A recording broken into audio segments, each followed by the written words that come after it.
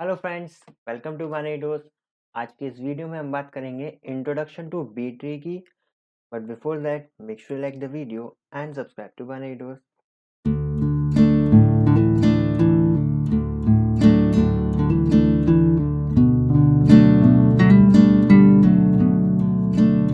So what is B tree? When it comes to storing and searching large amount of data, traditional binary search tree can become impractical due to their poor performance and high memory usage. देखो, जब बात आती है बहुत बड़े data set को store करना या उस पर सर्च करने की, तो जो ट्रेडिशनल बाइनरी सर्च ट्री हैं या जो एवीएल ट्री हैं वो इतने एफिशिएंट साबित नहीं होते।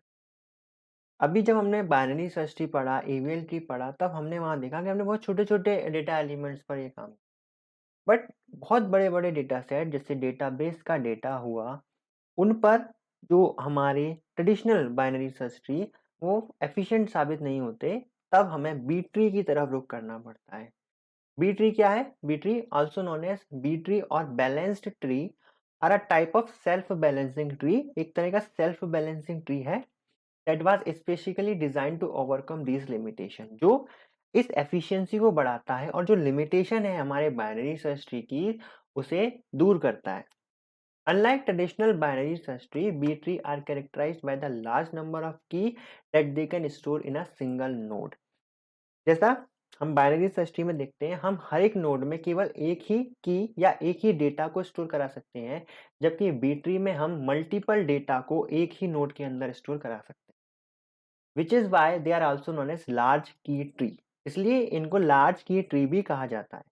Each node in a B tree can contain multiple key. हर नोड में मल्टीपल की या डेटा हो सकता है, which allow the tree to have a larger branching factor and does a shallower height. ठीक है, जिससे इनका जो ब्रांचिंग फैक्टर होता है वो काफी हाई होता है और इनकी जो हाइट है वो कम होती है, क्योंकि जैसे अगर हम नोड नोड एक एक नोड ही हम एक एक नोड में डेटा एलिमेंट रखेंगे तो हमारी जो ट्री की हाइट है वो बढ़ेगी, और हम मल्टीपल डेटा रखेंगे एक एक नोड में तो हमारी ट्री की हाइट कम रह जाएगी। The number of keys in a node and number of children for a node is depend on the order of B tree। ठीक है, कितने नोड में कितने की आएंगे, ऐसा नहीं है कि हम किसी भी नोड में कितने भी की रख सकते हैं। It depends on the order of the B tree. कितने नोड के कितने चिल्ड्रन होंगे, किस नोड के कितने चिल्ड्रन होंगे, ये भी डिपेंड करता है बी ट्री के ऑर्डर पर। ठीक है, हर बी ट्री का अपना एक ऑर्डर होता है जो कि आपको क्वेश्चंस में गिवन होगा। If tree is of m order, then each node can have m children and m minus 1 key data। अगर किसी बी ट्री का ऑर्डर m है तो उसमें मैक्सिमम m चिल्ड्रन हो सकते हैं और m माइनस 1 डेटा हो सकता है। ठीक है, मान लीजिए मेरे पास एक बी ट्री है जिसका ऑर्डर 5 है, तो हर एक नोड के मैक्सिमम 5 चिल्ड्रन हो सकते हैं और 5 माइनस 1 4 डेटा एलिमेंट उस हर नोड के अंदर आ सकते हैं। कुछ इस तरीके का दिखता है बी ट्री। देखो यहाँ पर हर एक नोड में मल्टीपल डेटा एलिमेंट स्टोर है।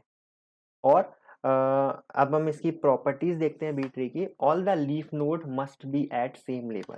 देखो, सारे लीफ नोड सेम लेवल पर हैं।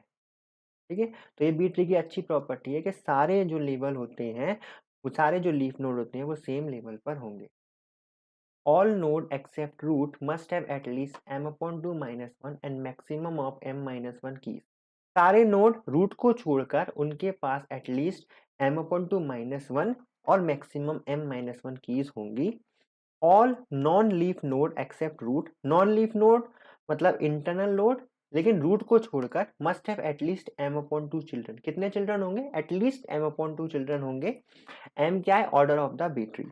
If the root node is a non-leaf node, then it must have at least 2 children। Root अगर लीफ नोड नहीं है, मतलब सिंगल नोड का ट्री नहीं है, तो उसके एटलीस्ट 2 चिल्ड्रन होंगे। All non leaf node with m minus 1 keys must have m number of children. सारे नॉन लीफ नोड जिनके पास m माइनस 1 कीज है, मतलब m माइनस 1 डेटा है, उनके m नंबर ऑफ चिल्ड्रन होंगे। All the keys value with in a node must be in ascending order.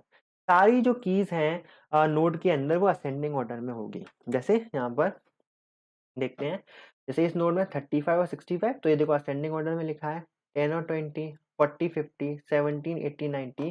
तो हर node के अंदर जो डेटा एलिमेंट होंगे वो असेंडिंग ऑर्डर में अरेंज होते हैं। ठीक है, तो ये जो थोड़ी प्रॉपर्टी है वो जब हम इन पर ऑपरेशन करेंगे, इंसर्शन डिलीशन, तो अब आपको समझ में आएगा कि मैक्सिमम हम m.2 माइनस एटलीस्ट हम m.2 -1 और मैक्सिमम m-1 क्यों रख पा रहे हैं। ये सब हम जब ऑपरेशन करेंगे तब आपको अच्छे से समझ में आएगा। Advantage of B tree have a guaranteed time complexity of log N. ठीक है, टाइम कॉम्प्लेक्सिटी की गारंटी देता है कि लॉग एन में आपका काम कर देगा बेसिक ऑपरेशन में, जैसे इंसर्शन हुआ, डिलीशन हुआ, सर्चिंग हुआ। B tree are self balancing है। AVL tree is height balancing, but B tree क्या है, सेल्फ बैलेंसिंग, खुद को बैलेंस कर लेते हैं, सारे लीव को एक ही लेवल पर रखते हैं। High concurrency and high throughput, इनका थ्रूपुट काफी होता है और कॉन्करेंसी भी हाई होती है। एफिशिएंट स्टोरेज यूटिलाइजेशन में काफी ज्यादा एफिशिएंट होते हैं। डिसएडवांटेज क्या है बी ट्री के, B tree are based on disk based data structure and can have a high disk usage. इनका जो डिस्क यूसेज होता है वो काफी हाई होता है। Not the best for all cases, सभी केसेस के लिए बेस्ट नहीं है, इसीलिए हम बी प्लस ट्री की तरफ रुख करेंगे, जो कि बी ट्री का एक मॉडिफाइड वर्जन है। Slow in comparison to other data structure के मुकाबले स्लो है। ठीक है, not so efficient for range queries, जब हम डेटाबेस में मोस्टली रेंज क्यूरीज ही करते हैं, तो ऐसे में जो बी ट्री होता है वो एफिशिएंट नहीं होता है, तो हमें बी प्लस ट्री को चुनना पड़ता है डेटाबेस के लिए। देखो, मेन जो प्रैक्टिकल इम्प्लीमेंटेशन होती है वो ज़्यादातर बी प्लस ट्री की ही होती है डेटाबेस के अंदर, बट बी ट्री को हम क्यों स्टडी करते हैं, क्योंकि B tree is the base for B plus tree. तो मेन हमारा बी प्लस ट्री ही है टारगेट, बट बी ट्री को भी समझना होगा, तब हम बी प्लस ट्री को आसानी से समझ सकते हैं। एप्लीकेशन क्या है बी ट्री की, it is use in large database to access data stored on the disc.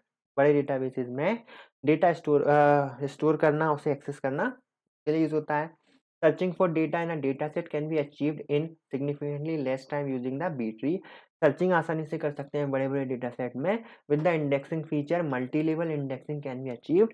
Indexing कर सकते हैं, मल्टी लेवल इंडेक्सिंग के काम आ सकता है। Most of the server also use the B tree approach, ज़्यादातर जो सर्वर होते हैं वेबसाइट के वो भी बी ट्री अप्रोच को यूज करते हैं। B tree are use in CAD system to organize and search geometric data. CAD system के अंदर ऑर्गेनाइज करना और सर्च करना ज्योमेट्रिक डेटा को बी ट्री की हेल्प से किया जाता है। B tree are also used in other areas such as natural language processing, NLP में यूज होता है, कंप्यूटर नेटवर्क्स में और क्रिप्टोग्राफी में यूज होता है। ओके, तो that's all for introduction to B tree. I hope आपको ये वीडियो पसंद आया होगा। अगर आपको ये वीडियो पसंद आया तो इस वीडियो को लाइक कीजिए, चैनल को सब्सक्राइब कीजिए। Thank you very much.